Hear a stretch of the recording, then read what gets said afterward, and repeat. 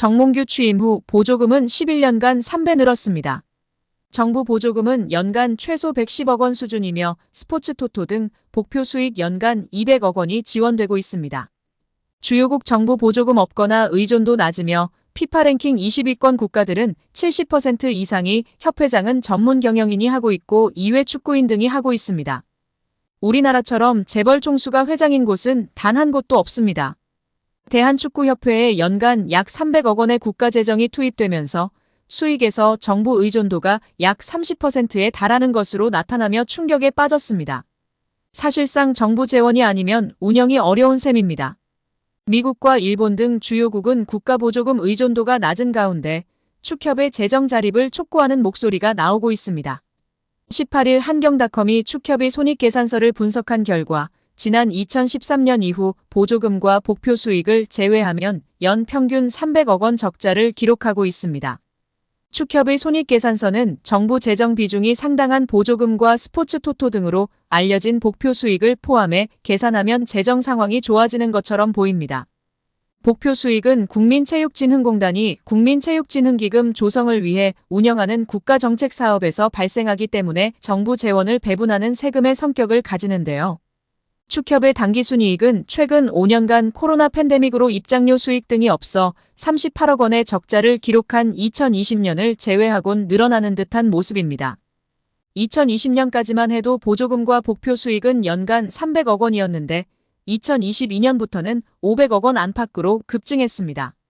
이렇게 지난 11년간 축협이 쓴 보조금은 총 1,809억 원, 복표 수익은 총 2,058억 원으로 총합 3,867억 원에 육박한다는 사실이 알려지자 축구팬들부터 국민들까지 분노가 들끓고 있습니다. 최고의 황금 세대를 가지고 제대로 일처리도 못하면서 정부 지원금이 무려 3,000억 원이 넘는 소식에 다들 뒷목을 잡고 쓰러지기 일보 직전입니다. 결국 홍명보 감독은 10년 만에 대표팀에 돌아옴과 동시에 외국인 지도자 버금가는 대우도 받습니다. 이임생 이사는 연봉 등 세부 계약 조건에 대해서는 밝힐 수 없지만 이제 한국 지도자들도 외국인 감독 못지않게 대우를 받아야 한다는 생각이라면서 외국인 지도자에 뒤지지 않는 계약을 체결했다고 전했습니다. 홍명보 감독은 지난해 울산과 프로스포츠 최고 연봉인 10억 원의 3년 재계약을 맺은 것으로 알려졌는데 대표팀을 맡으면서 더 많은 연봉을 수령할 것으로 보입니다.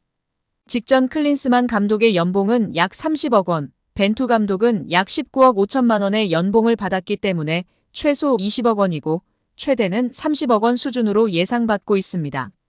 따라서 홍명보의 연봉은 최소 20억에서 최대 30억 원 수준이라는 것인데요.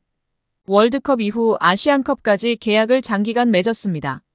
다만 월드컵 종료 후 중간평가를 갖기로 되어 있으나 경질 한들 남은 계약 기간 보존 금액하면 최소 30억 원이겠고 홍명보뿐 아니라 외국인 코치 2명도 생각하면 60억 원 이상이 나가겠네요.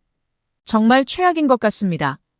경질 없이 가도 홍명보 30억 원의 외국인 코치들까지 하면 연 60억 원 이상씩 나가는데 대체 왜 캐나다를 이끌고 코파 4강까지 간 제시마치를 안 잡았고 바로 프리미어리그 승격을 코앞에서 놓친 바그너 그리스로 유로를 아쉽게 못 나간 포엣을 버리고 홍명보인지 당최 이해가 가질 않습니다.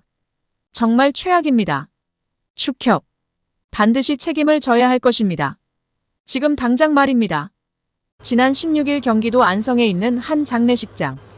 한국프로축구연맹 한웅수 부총재의 부친상으로 수많은 축구인과 관계자가 조문하며 화제가 되고 있습니다.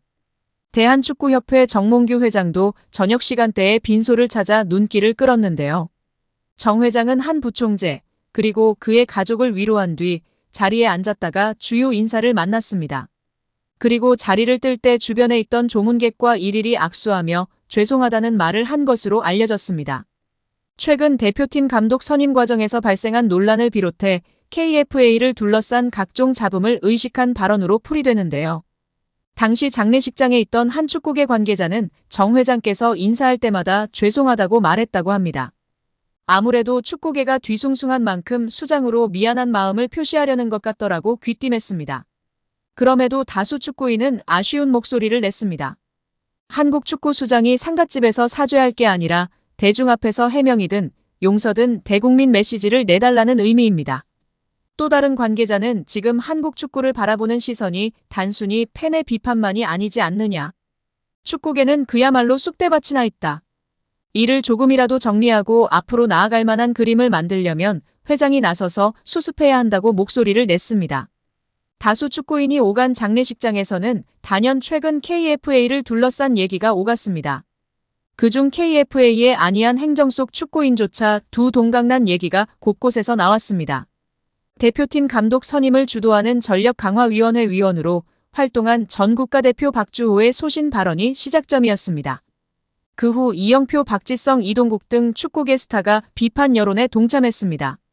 그러나 이들 중엔 KFA 역사상 최대 헛발질로 기록되는 승부조작범을 포함한 범죄 축구인 기습 사면 파동 때 휘말린 축구인도 있고 주요 직책을 제안받았으나 거절한 이도 있습니다. 책임지는 자리는 회피하면서 인기영합주의적 발언을 한 축구인이 존재하는 게 사실입니다. 이를 비판하는 축구인이 따르면서 한국 축구 전체가 내분 조짐을 보이고 있습니다.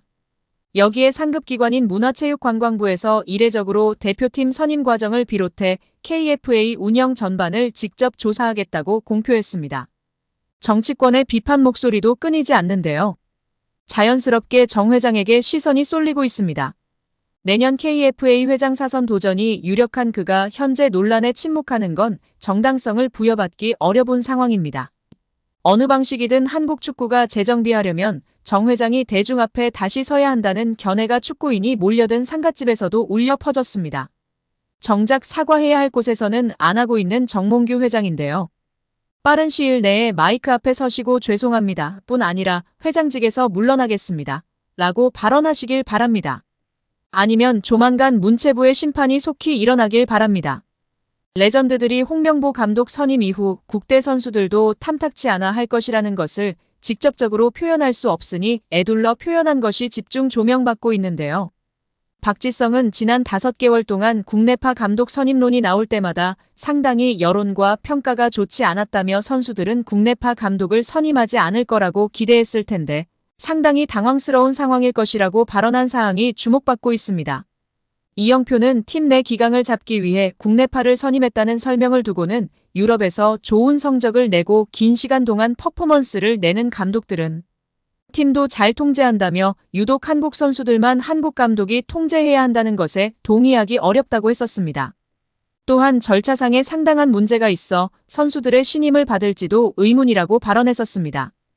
여기에 정몽규 대한축구협회 회장, 정혜성 전 전력강화위원장, 이임생 현 기술이사, 홍명보 감독 등이 모두 고려대 출신들이라는 점에서 학연축구라는 비난도 쏟아지고 있습니다. 특히 11회라는 국가대표 선수들의 비공식 모임이 축구계에 크게 논란이 된 적이 있다는 이야기도 재조명되고 있는데요.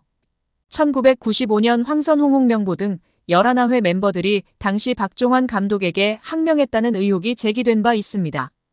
1993년에 결성된 11회는 당시 전현직 프로선수 및 국가대표 선수 43명으로 구성된 모임입니다. 이 모임의 회장을 맡고 있었던 하석주 전 전남 감독은 2013년 한 매체와의 인터뷰에서 11회는 그냥 봉사단체라고 말한 바 있었습니다.